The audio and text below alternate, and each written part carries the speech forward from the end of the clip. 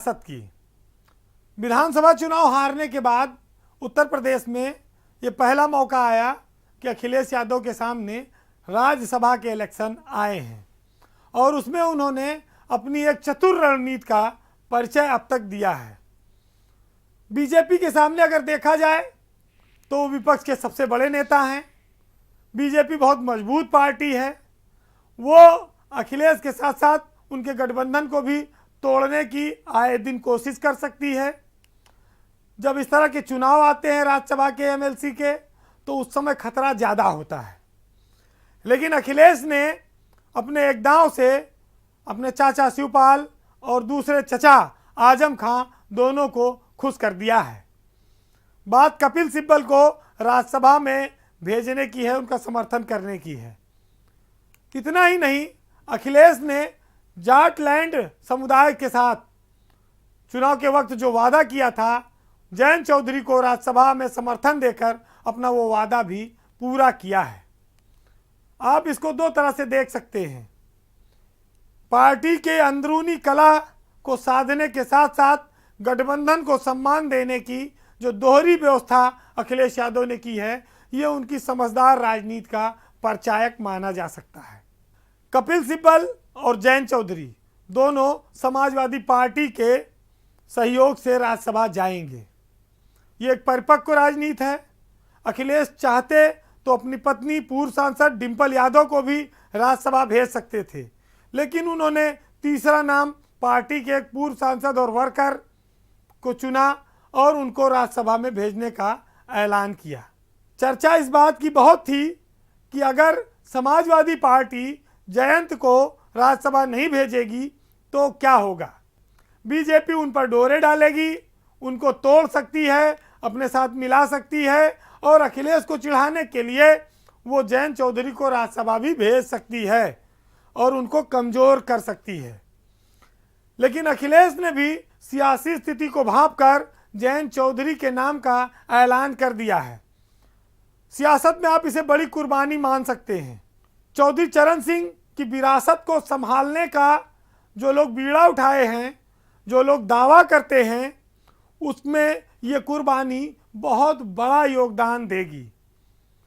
चौधरी चरण सिंह के वारिस चौधरी अजीत सिंह जरूर थे, लेकिन उनके राजनीतिक उत्तराधिकारी मुलायम सिंह यादव माने गए। जब चौधरी अजीत सिंह नहीं है, मुलायम सिंह राजनीति के अंतिम पड़ाव पर हैं, ज़्यादा सक्रिय नहीं हैं, उनकी उम्र इस बात की इजाज़त नहीं देती और पार्टी की बागडोर तीसरी पीढ़ी में आकर एक तरफ अखिलेश यादव और दूसरी तरफ जयंत चौधरी के हाथ में आ चुकी है। उनको उस विरासत को संभालने की जिम्मेदारी मिली थी और उसको संभालने का ये एक बहुत बड़ा मौका आया और तरीका था जो राज्यसभा के ऐलान के बाद साबित हो गया। यूपी की सियासत खाली लखनऊ और पूर्वांचल से ही नहीं चलती, पश्चिमी उत्तर प्रदेश का भी उसमें बहुत बड़ा रोल है। जाट समुदाय में इस बात की बड़ी ज़रूरत थी कि जयंत चौधरी को कोई बड़ा पद मिले, वो संसद में कहीं से प्रवेश करें। विधानसभा में 35 सीटों पर लड़ने के बावजूद भी अपेक्षित सफलता नहीं मिली। अजीत सिंह भी जब उनका देहांत हुआ उस समय उनके पास सदन में कहीं जगह नहीं थी। ऐसे में अखिलेश यादव ने एक कहा जाए बहुत बड़ा समझौता किया। अपने पार्टी के चाहते तो किसी नेता को भेज सकते थे, क्योंकि उन्हें पार्टी चलानी है, उनको काट कर सहयोगी दल को सम्मान देने का एक बड़ा दिल दिखाया। हर बार ये स्थितियां रही हैं। सियासत में सहयोग बनाए रखने के लिए, साथ बनाए रखने के लिए बहुत बड़ी बड़ी कई बार कुर्बानियां दी जाती हैं। ये राज्यसभा की मेंबरी को आप उसी लिहाज से देख सकते हैं।